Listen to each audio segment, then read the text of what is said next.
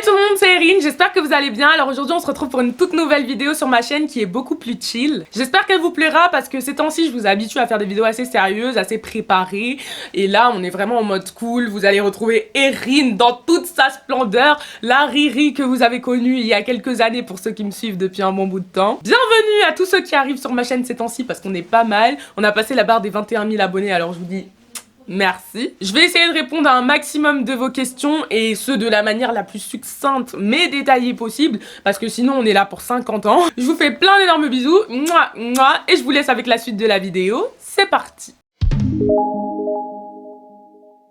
Dans la mesure où je suis susceptible d'organiser un autre ask, une autre foire aux questions prochainement, je vous invite à me suivre sur mes réseaux sociaux parce que c'est là que je vous propose de me laisser vos questions. Alors on a Ave, donc Ave qui est une abonnée très fidèle qui nous demande ton avis sur ta première année de licence, PS continue tes vidéos sur l'éloquence et l'histoire comme tu as pu le faire avec la différence entre les deux Congos. Merci beaucoup ma belle pour ton message, je suis contente que le nouveau concept de ma chaîne YouTube te plaise. C'est vrai que je poste un peu moins de vidéos mais parce qu'elles prennent beaucoup de temps, mais si ça te plaît, bah c'est que tu vas rester encore longtemps abonné à moi et ça me fait plaisir. Bon, comment je pourrais caractériser ma première année de licence? Difficile, un peu mélangé, complexe, avec le confinement, les grèves de transport. Bon, après ça c'est comme pour toutes les années scolaires de tout le monde cette année. Mais globalement, j'ai pas été très heureuse. J'aime les études que je fais, mais disons que socialement parlant, j'ai pas apprécié. J'ai pas réussi à m'intégrer comme je le voulais dans ma classe. J'ai pas réussi à avoir des amis... pas juste des camarades mais des vrais amis comme j'ai pu en avoir au lycée et...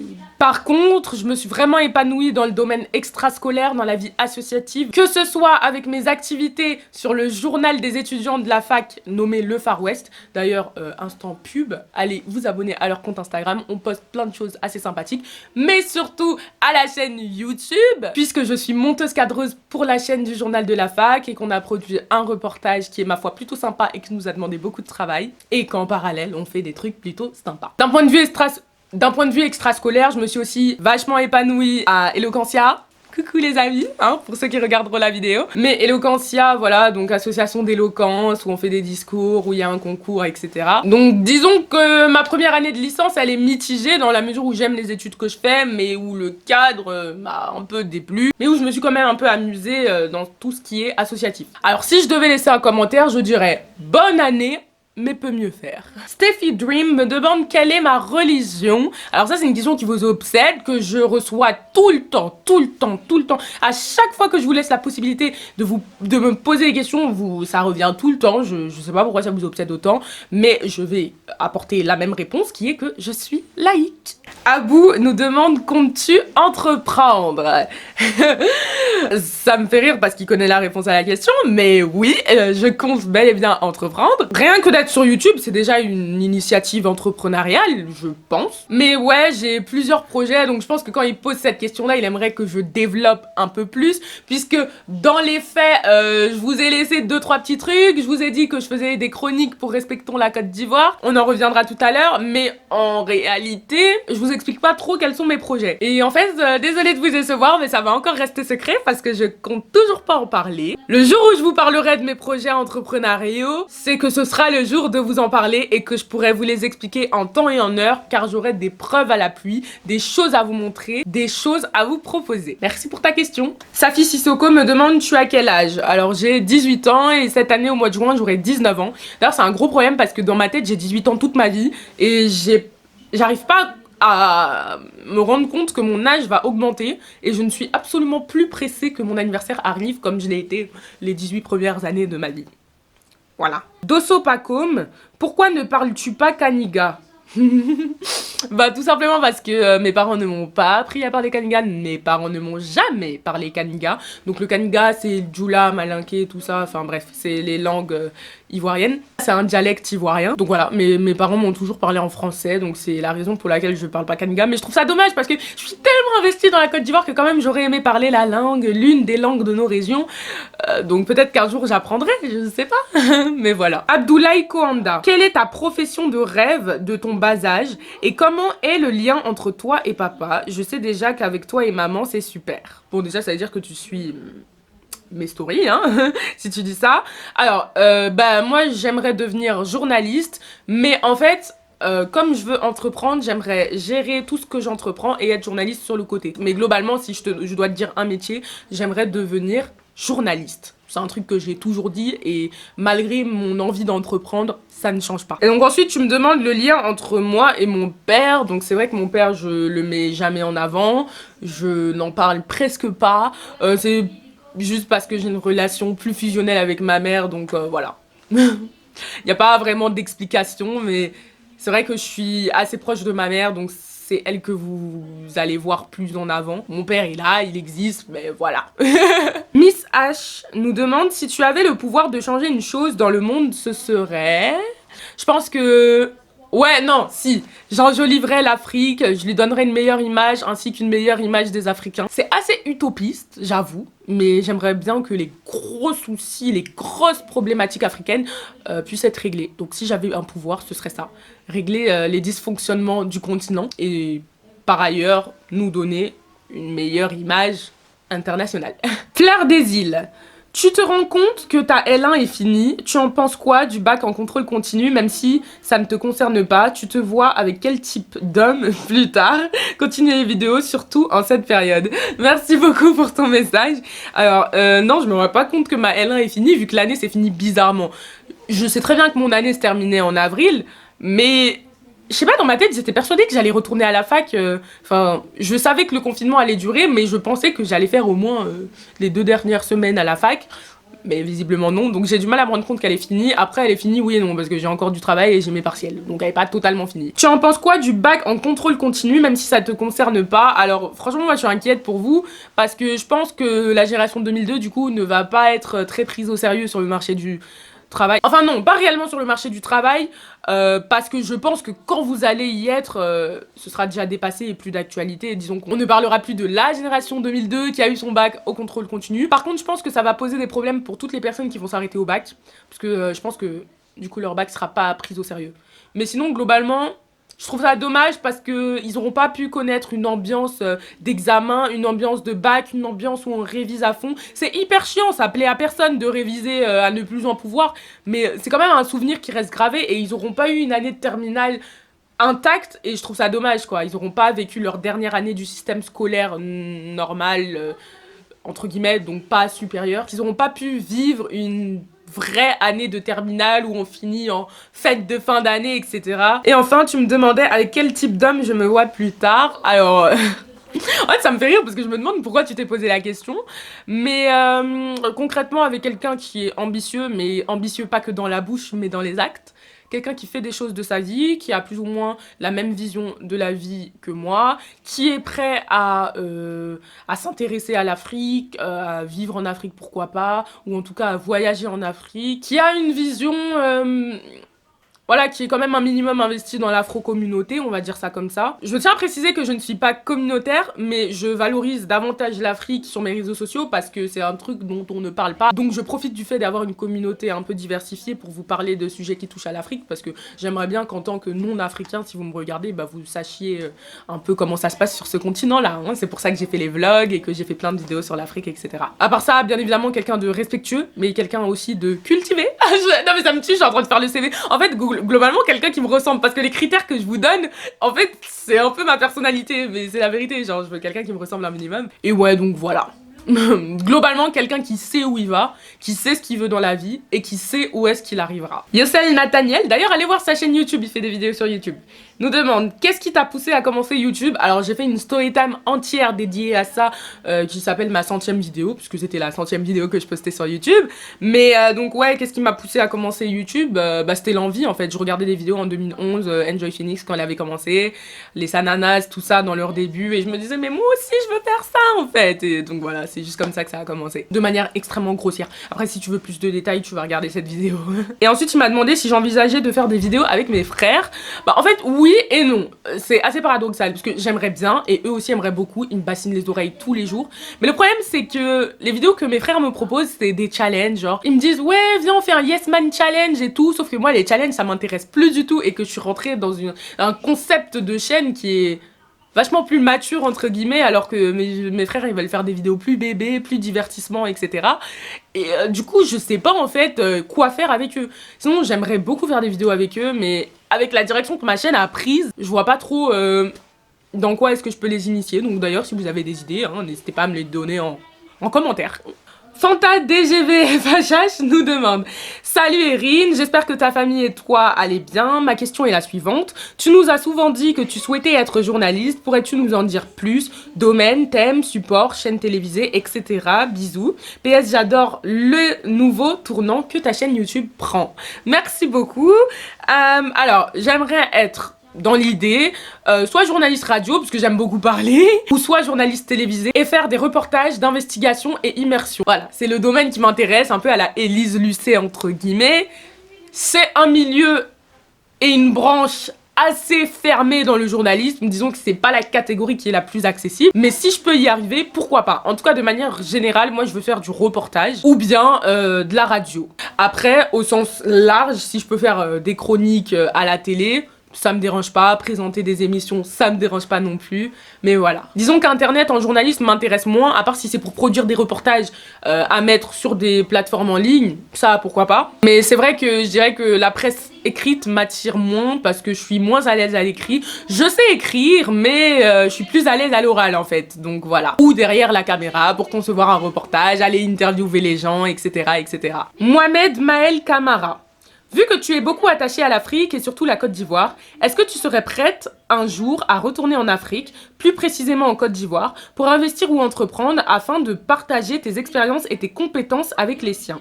Si oui, comment comptes-tu t'y prendre et dans combien de temps au maximum, et sinon pourquoi? Merci pour ta question, elle est hyper intéressante, j'adore cette question. Alors oui, hein, vous pouvez remarquer, je suis assez attachée au continent africain.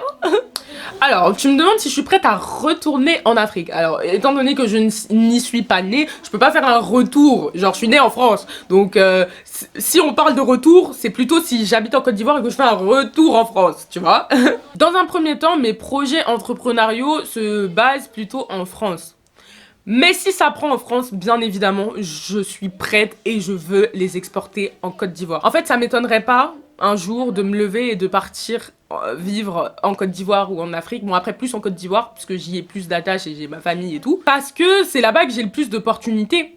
Moi, à la base, j'ai fait une chaîne YouTube pour tout le monde. À aucun moment, ma chaîne, elle devait être centrée sur l'Afrique ou sur la Côte d'Ivoire.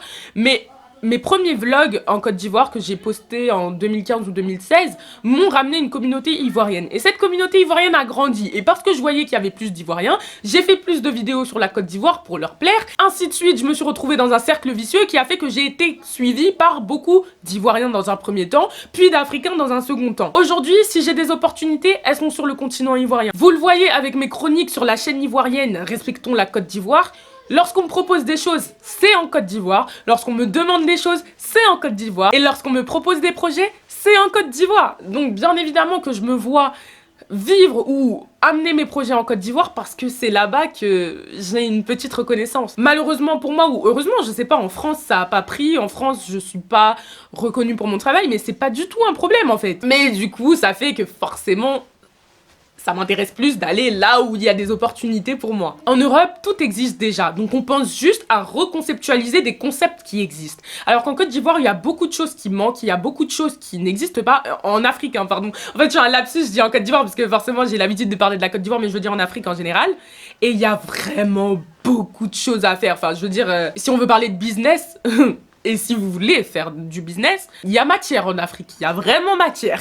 Alors combien de temps ça me prendra, je sais pas. En soi, je fais déjà un projet avec la Côte d'Ivoire. Mes chroniques sur la chaîne de Respectons la Côte d'Ivoire, donc en fait c'est déjà une compétence et une expérience que je partage pour le continent. Mais on va dire que sur place, si dans 3 ans je pouvais déjà avoir des opportunités sur place, ça m'arrangerait bien. Mais globalement, je me donne 5 ans pour réussir pas mal de choses. Donc en gros 5 ans, c'est-à-dire au moment où je terminerai mes études. Si lorsque je termine mon bac plus 5, je peux aller faire des choses en Afrique, en Côte d'Ivoire, ça me va. Ça veut dire quoi, Roige? Abolitu nous demande: les vlogs en Côte d'Ivoire, c'est fini? Alors, en fait, je vous ai dit que je comptais pas refaire des vlogs en Côte d'Ivoire parce que déjà, ça demande beaucoup de temps et d'investissement et que j'ai l'impression que j'ai un peu fait le tour. Enfin, Là, c'était des vlogs beaucoup plus modernes, mieux faits que les premiers. Mais maintenant, si je vous fais une troisième saison, j'ai toujours la même famille. Et puis finalement, on va continuer de visiter les mêmes lieux. Enfin, il n'y aura pas de plus-value. Je veux bien vous faire des vidéos en Côte d'Ivoire. Après, est-ce que je dois recommencer une série de vlogs comme j'en ai fait? Ma famille vous dira que oui, parce que eux, ils adorent et ils veulent que je recommence. Quitte à remontrer les mêmes lieux, quitte à retourner au village et refilmer encore tout ce que j'ai fait au village. Mais moi, je sais pas. Donc c'est pour ça que j'ai mis l'hypothèse d'arrêter les vlogs en Côte d'Ivoire, mais plutôt de vous proposer des vidéos en Côte d'Ivoire. Nuance. Par contre, une chose est sûre, je compte partir en Côte d'Ivoire avec mes amis, je ne sais pas quand, mais dans un futur proche, je l'espère. Donc si je pars avec eux, là c'est évident que je vais vous faire des vlogs et une série comme j'en ai fait, mais ce sera différent puisque ce sera pas avec ma famille forcément. Laura 15 me demande à quel point aimes-tu le film Reality High. Je l'aime gros comme ça, ce film c'est le film de ma vie. En fait moi j'adore les films romantiques, les films d'amour et tout, j'adore. Et en fait je sais pas, genre parce que c'est pas un film spécialement ouf, enfin je veux dire on n'est pas à la pointe de la technologie cinématographique ou quoi ou qu'est-ce, mais je sais pas, j'aime ce film. Bon déjà parce que ça représente le Black Love, donc pour ceux qui connaissent pas le Black Love c'est juste un couple de deux personnes noires. Parce que généralement dans le cinéma occidental il n'y a pas beaucoup de couples mixtes qui contiennent un des deux personnages du couple qui est noir déjà. Et alors un couple avec deux personnes noires encore moins. Et du coup en fait ça permet juste de plus facilement se projeter. Tu vois quand t'es noir et que tu vois des noirs dans un film, forcément tu te reconnais un peu plus en eux. Donc je sais pas si c'est ça qui joue sur le fait que j'adore ce film. Et je dirais que je l'aime à un point qui fait que je le regarde un nombre incalculable de fois. On est vraiment arrivé à ce niveau-là, oui. Alors que moi, j'aime pas regarder les films plusieurs fois. Les films, je les regarde une fois. Et s'il faut que je le regarde une deuxième fois, disons qu'on doit attendre un délai d'au moins 2 ans.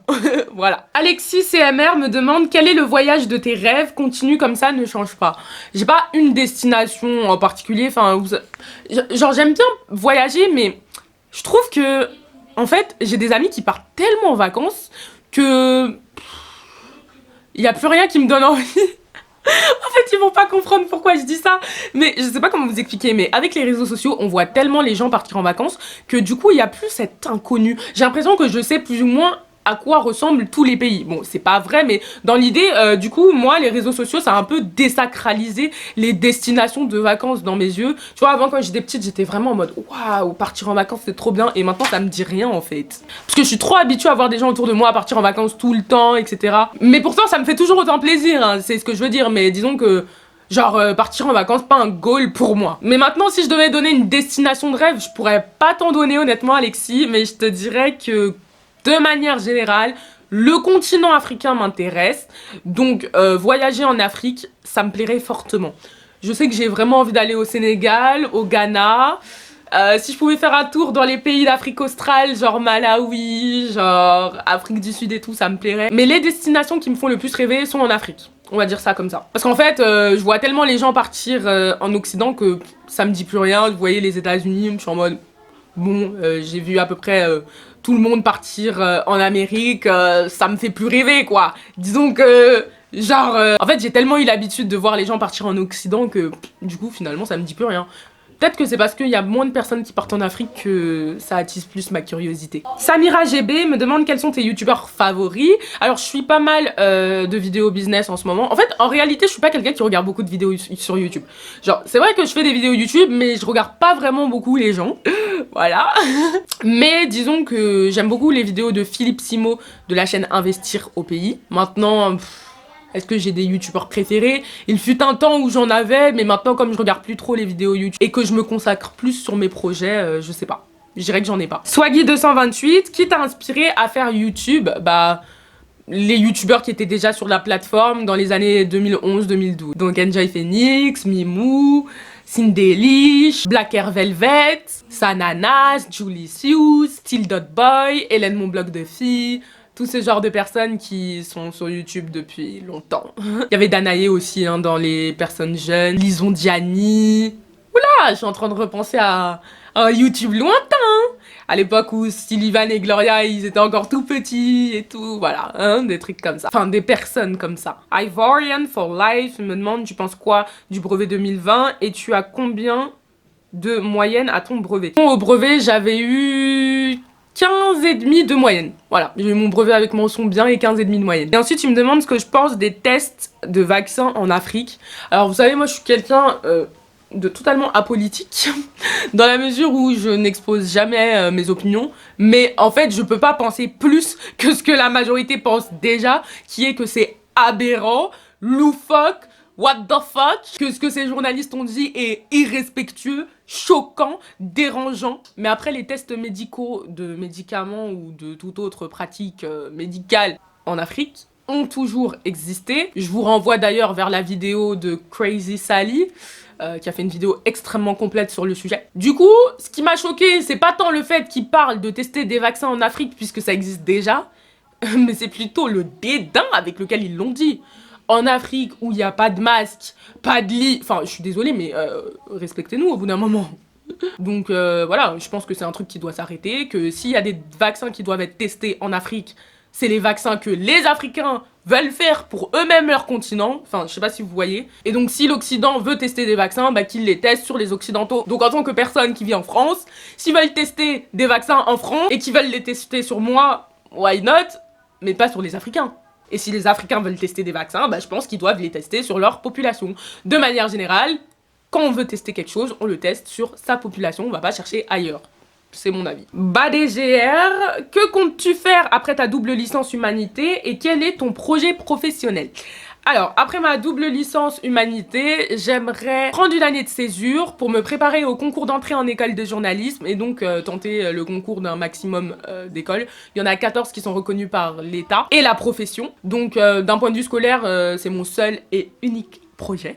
Et donc, du coup, projet professionnel, bah, ce serait de devenir journaliste, histoire de m'assurer un truc en termes de diplôme et sinon d'entreprendre, de continuer les projets que j'ai actuellement commencés et dont vous entendrez peut-être parler bientôt. Il m'a ensuite demandé quel était mon avis sur l'université Paris-Nanterre et félicitations pour tous tes projets. Merci beaucoup, parce que c'est vrai que ces temps-ci, je vous ai dévoilé pas mal de petits projets, notamment avec Respectons la Côte d'Ivoire, et puis le nouveau concept de ma chaîne, etc., etc. Bref, si vous me suivez sur les réseaux, vous savez déjà. Mais Nanterre, c'est une bonne fac, c'est une très bonne fac. Franchement, on a tout, on manque de rien. Moi, j'ai rien à dire de plus. Il y a beaucoup de préjugés sur Nanterre parce que c'est une fac qui serait plutôt caractérisée d'extrême gauche. Donc je peux comprendre les préjugés que les gens ont parce que moi je suis pas totalement d'accord avec les idéaux du syndicat étudiant, c'est-à-dire l'UNEF qui est un syndicat d'extrême gauche. Est-ce qu'on peut dire même que ça tend vers le communisme même?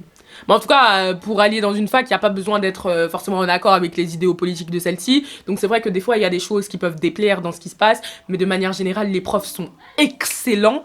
Excellents. On a énormément de choses mises à notre disposition et finalement je trouve que c'est une université plutôt proche de ses élèves qui met beaucoup de choses en place pour ses étudiants, donc franchement rien à dire, je ne regrette absolument pas d'avoir refusé mon vœu à la Sorbonne Panthéon Paris 1 pour venir à Nanterre, ce qui avait choqué énormément de personnes. Voilà. Ophélia MK, alors elle m'a posé une longue question, donc elle me demande: Hello, est-ce que tu envisages d'aller vivre en Côte d'Ivoire plus tard? Oui, ça peut être une éventualité, après je suis très bien en France, mais dans l'idée, si je peux jongler entre la France et la Côte d'Ivoire, ça me plairait bien. Voilà, si je peux faire des allers-retours entre les deux pays, ce serait vraiment mon goal. Est-ce que tu y vois un avantage professionnel? Par contre, oui, absolument. En Côte d'Ivoire, je ne vois que des avantages pro parce qu'il y a beaucoup de domaines à dynamiser. Il y a des choses qui existent en France, même dans le domaine de YouTube, dans le domaine de la vidéo, de l'audiovisuel et qui sont pas hyper développés en Côte d'Ivoire. Donc, il y a un réel marché. Je vois des multitudes d'avantages professionnels en Afrique, donc carrément. Et enfin, elle m'a demandé: que penses-tu de l'entrepreneuriat en étant mineur ou jeune adulte? Bon, bah moi je veux entreprendre en étant jeune adulte, du coup, vu que j'ai 18 ans, et j'en pense que du bien. À partir du moment où tu sais ce que tu fais et que tu fais bien les choses, parce qu'il faut pas faire n'importe quoi et claquer son argent n'importe comment, faut réfléchir, faut apprendre, faut acheter des livres pour bien comprendre. Mais à partir du moment où tu es bien formé, que tu demandes conseil à ton entourage et qui te dit que ce que tu fais c'est plutôt bien, moi j'en pense que du bien. Et j'encourage les initiatives entrepreneuriales jeunes parce que je pense que plus on entreprend jeune, plus on a le temps de se casser la figure et plus on a le temps de moins réfléchir en fait sur ce qu'on fait. Parce que c'est pas quand vous êtes adulte, que vous avez des enfants, un foyer, une maison, que vous avez le plus de facilité à vous lancer dans une nouvelle vie. Alors que quand on est jeune, bah écoutez, même si on se rate, on est encore chez nos parents, donc c'est pas grave, on peut toujours rebondir. Et puis étant donné qu'en entrepreneuriat, on a besoin de beaucoup tomber avant que ça marche.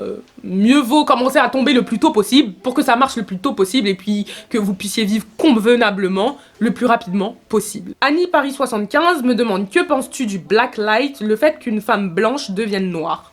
Je trouve ça bizarre, forcément. Je savais pas que ça s'appelait le black light.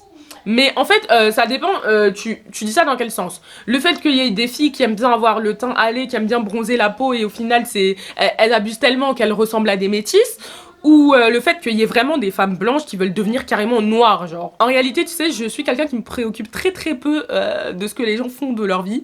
Je m'en fous à peu près de tout, donc tant que ça me concerne pas, que ça me gêne pas dans ma vie et que ça fait du mal à personne, donc s'il y a des gens qui ont envie de devenir noirs, bah écoutez, il y a des noirs qui veulent devenir blancs aussi, donc j'en pense pas grand chose en réalité, hein. Tant qu'ils font de mal à personne, moi ça va. Alors, question de Joyful. C'est toi qui as créé Respectons la CI. Bravo à vous, en tout cas pour l'initiative. Alors non, c'est pas moi qui ai créé Respectons la CI. Donc en fait, je suis chroniqueuse pour la chaîne YouTube Respectons la Côte d'Ivoire et qui sur Instagram s'appelle Respectons la CI. CI pour Côte d'Ivoire. Donc non, l'initiative elle vient de Ellie.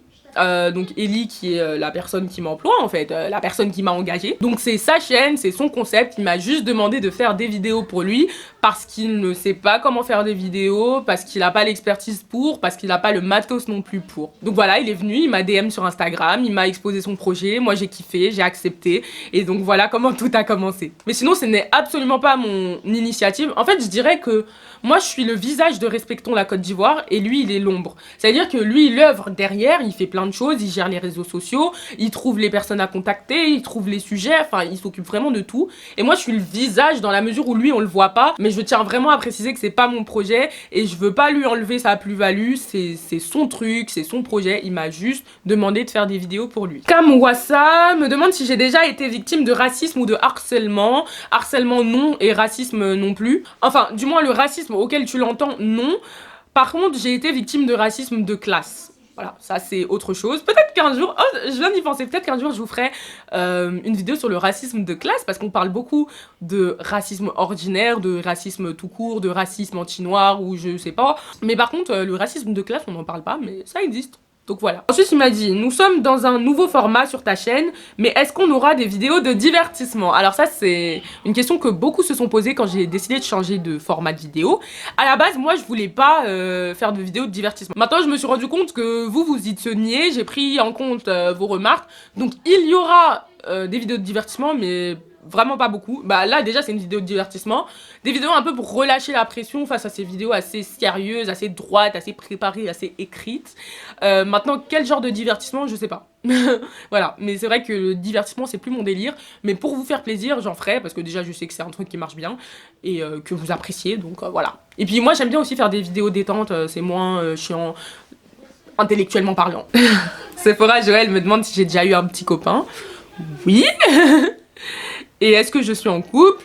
Non. Katia Ben me demande si je suis à la recherche d'une liberté financière. Absolument pas.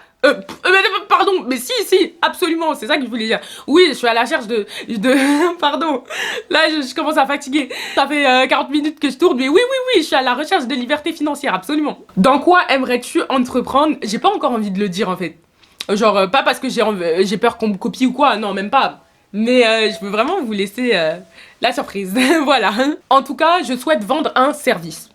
Voilà, c'est tout ce que je peux vous dire. Moi, je veux vendre un truc qui vient de moi, un truc que moi je sais faire, et non pas un objet ou un matériel en particulier. Voilà, je vais m'arrêter là. J'espère sincèrement que ma vidéo vous aura plu, que j'aurai répondu convenablement à vos questions et que mes réponses ne vous auront pas déçus. Les questions qui se répétaient, je les ai pas reposées parce que je trouvais pas ça utile.